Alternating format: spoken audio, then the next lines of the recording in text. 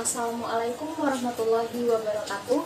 Perkenalkan, nama saya Tantri Puspitasari dengan NPM 20020031. Saya mahasiswa Fakultas Ilmu Sosial dan Humaniora, Program Studi Pendidikan Sejarah, Angkatan 2020.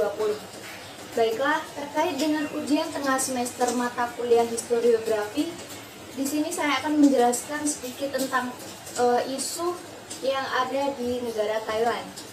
Mari kita simak videonya.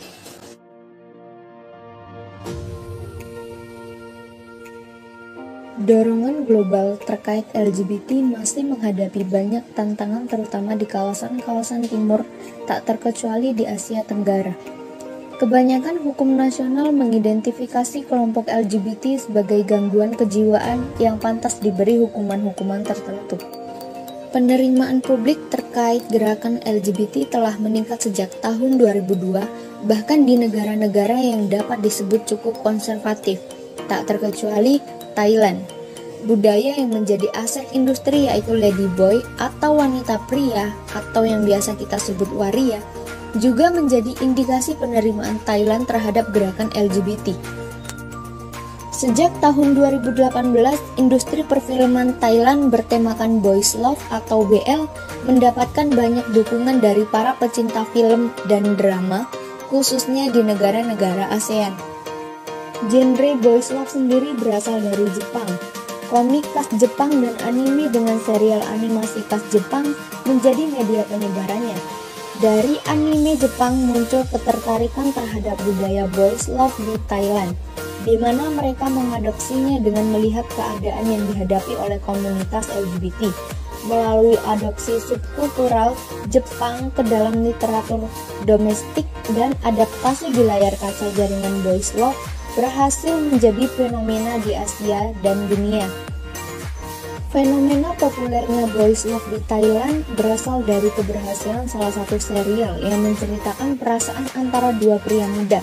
Dengan keberhasilan tersebut, baik produksi sinema Thailand atau film genre Boys Love semakin sering diproduksi untuk memenuhi permintaan asing yang muncul. Pada tahun 2007, Love of Siam dirilis dengan tema perasaan cinta antara dua lelaki muda selama di sekolah menengah atas.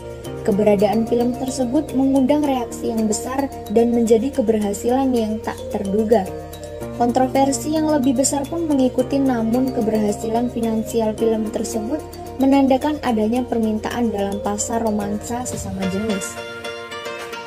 Semakin populernya genre Boys Love serta pengaruh sosial budaya LGBT pada umumnya, masifnya genre Boys Love di Thailand menjadi salah satu langkah lebih maju menuju penerimaan LGBT di kawasan Asia Tenggara, di mana selama ini cukup sulit diterima masyarakat akibat faktor budaya timur yang kurang progresif.